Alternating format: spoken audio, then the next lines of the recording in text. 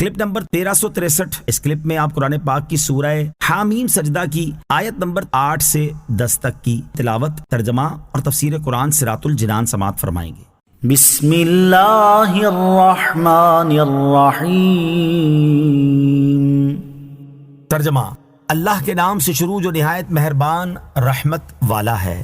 ان الذین آمنوا وعملوا الصالحات لهم اجر غیر ممنون۔ ترجمہ: بے شک ایمان لانے والوں اور اچھے اعمال کرنے والوں کے لیے بے انتہا ثواب ہے۔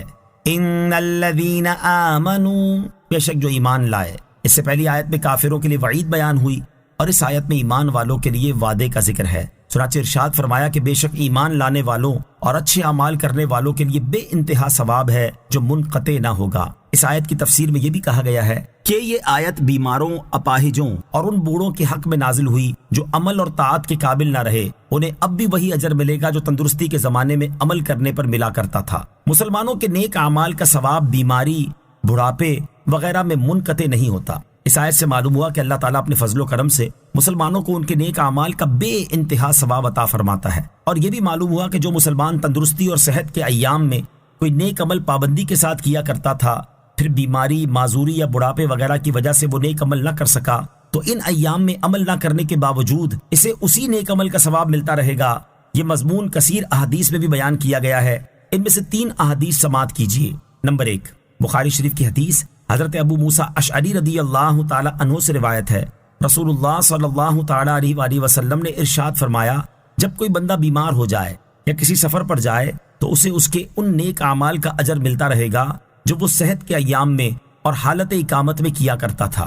حدیث نمبر 2، حضرت عبداللہ بن عمر رضی اللہ تعالیٰ عنہ سے روایت ہے، رسول کریم صلی اللہ تعالی علیہ وآلہ وسلم نے ارشاد فرمایا، جب بندہ عبادت کے اچھے راستے پر ہوتا ہے پھر بیمار ہو جاتا ہے تو اس پر مقرر فرشتے سے کہا جاتا ہے، تم اس کی تندرستی کے زمانے کے برابر اعمال لکھتے رہو یہاں تک کہ میں اسے شفا دوں یا اسے اپنے پاس بلا لوں۔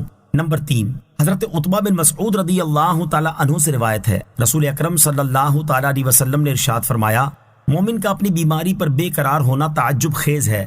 اگر اسے معلوم ہو جائے کہ اس کی بیماری میں کتنا ثواب ہے تو وہ یہ چاہے گا کہ ساری زندگی بیمار ہی رہے۔ پھر حضور اقدس علیہ الصلوۃ والسلام آسمان کی طرف سر اٹھا کر مسکرائے تو آپ سے عرض کی گئی، آپ آسمان کی طرف دیکھ کر کیوں مسکرائے؟ ارشاد فرمایا، مجھے 2 فرشتوں کو دیکھ کر تعجب ہوا، وہ نماز پڑھنے کی ایک جگہ میں وہاں نماز پڑھنے والے کو ڈھونڈ رہے تھے، جب اس جگہ وہ نمازی نہیں ملا تو فرشتے واپس چلے گئے۔ پھر انہوں نے عرض کی، اے ہمارے رب عز و جل، ہم تیرے فلاں بندے کا نیک عمل دن رات لکھتے تھے، اب ہمیں معلوم ہوا کہ تو نے اسے اپنی تقدیر کی رسی سے باندھ لیا ہے۔ اللہ تعالیٰ نے ارشاد فرمایا، تم میرے بندے کے اسی عمل کو لکھتے رہو جو وہ دن رات کیا کرتا تھا اور اس میں کوئی کمی نہ کرو، اور میں نے جتنے دن اسے روک لیا ہے ان دنوں کا اجر میرے ذمہ کرم پر ہے، اور جو عمل وہ کیا کرتا تھا اس کا اجر اسے ملتا رہے گا۔ قل أئنكم لتكفرون بالذي خلق الأرض في يومين وتجعلون له أندادا ذلك رب العالمين۔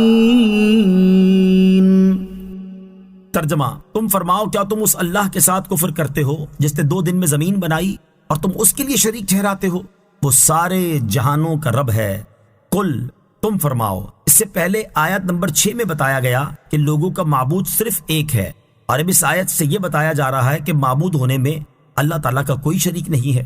چنانچہ ارشاد فرمایا کہ اے حبیب صلی اللہ تعالی علیہ وآلہ وسلم، آپ ان کافروں سے ارشاد فرما دیں کہ کیا تم اس عظمت و شان والے اللہ تعالیٰ کی قدرت کا انکار کر کے اس کے ساتھ کفر کرتے ہو جس نے اپنی قدرت اور حکمت سے اتنی بڑی زمین کو صرف 2 دن میں بنا دیا، اور تم بتوں اور بے جان مورتیوں کو ایسی قدرت اور حکمت والے رب تعالیٰ کا شریک ٹھہراتے ہو، حالانکہ اس کا کوئی شریک ہونا ممکن ہی نہیں، اور وہ سارے جہانوں کا رب ہے، تو اس کی مخلوق میں سے کوئی اس کا شریک کس طرح ہو سکتا ہے؟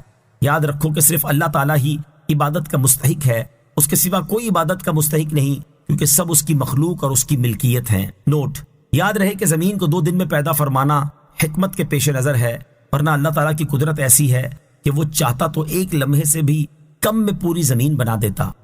وجعل فيها رواسي من فوقها وبارك فيها وقدر فيها أقواتها في 4 أيام سواء للسائلين۔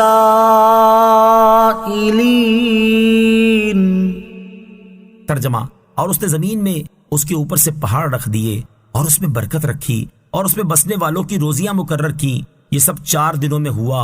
سوال کرنے والوں کے لیے درست جواب ہے وَجَعَلَ فِيهَا رَوَاسِيَ مِن فَوْقِهَا، اور اس نے زمین میں اس کے اوپر سے پہاڑ رکھ دیے، یعنی اللہ تعالیٰ ایسا قادر ہے کہ اس نے زمین میں اس کے اوپر سے پہاڑ رکھ دیے اور دریا، نہریں، درخت، پھل اور طرح طرح کے حیوانات پیدا کر کے اس میں برکت رکھی اور زمین میں بسنے والے انسانوں اور دیگر جانداروں کے لیے ان کی روزیاں مقرر کر دیں۔ یہ سب کچھ 4 دنوں میں ہوا، اور جو لوگ زمین کی تخلیق کے بارے میں سوال کرنے والے ہیں ان کے لیے یہ پورے 4 دن ہیں۔ نوٹ: یاد رہے کہ یہاں 4 دنوں میں وہ 2 دن شامل ہیں جن میں زمین کو پیدا کیا گیا، یعنی 2 دن میں زمین کی پیدائش ہوئی اور 2 دن میں پہاڑ وغیرہ دیگر چیزیں پیدا کی گئیں۔ یوں یہ مکمل 4 دن